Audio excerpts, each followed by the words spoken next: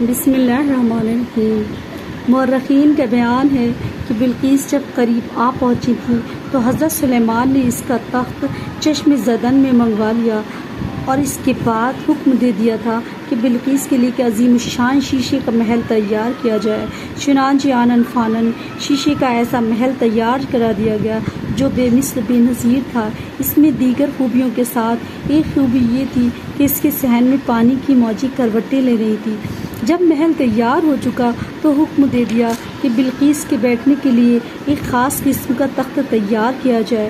چنانچہ بروایت سونے کا ایک ایسا تخت تیار کیا گیا تھا جس کے گرد 4 شیر جواہرات کے بنے ہوئے تھے چکر لگا رہے تھے اور ان کی پشت 2 گدھے بیٹھے ہوئے تھے جن کی آنکھیں یاقوت کی تھیں اور جن کے دانت زمرد کے تھے۔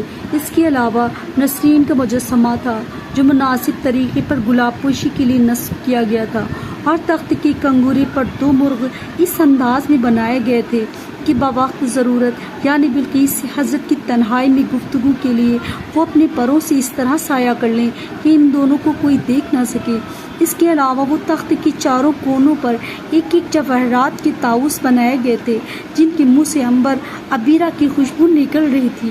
الغرض شیشے کے مکان تیار کرا دیا گیا اور اس میں تخت رکھ دیا گیا اور اس کے تخت کے سامنے بلقیس کا تخت بھی رکھ دیا گیا، جس میں قدر تغیر کر دیا گیا تھا کہ بلقیس جب اس محل میں داخل ہوئی تو اس نے سمجھا کہ پانی بھرا ہوا ہے، اس لیے اس نے اپنے پائچے اٹھا لیے۔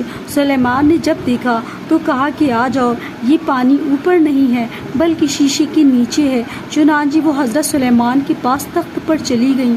حضرت سلیمان نے اس کی پنڈلیوں پر بال دیکھ کر جنوں کو حکم دیا کہ بالوں کو صاف کرنے کی کوئی چیز تیار کریں۔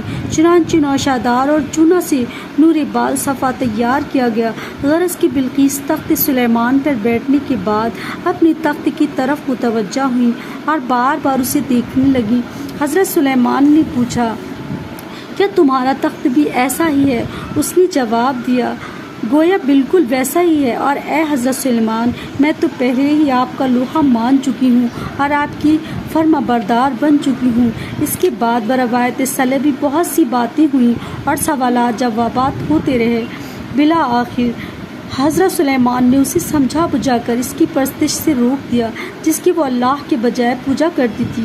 پھر اس نے مسلمان ہونے کے بعد کہا، خدایا، میں نے غیر خدا کی پرستش کر کے اپنے نفس پر ظلم کیا ہے، اور اب میں سلیمان کے ساتھ سارے جہانوں کے پروردگار پر ایمان لاتی ہوں، اور ہمراہ کے اس کے ساتھ جو بھی آئے تھے سب مسلمان ہو جاتے ہیں۔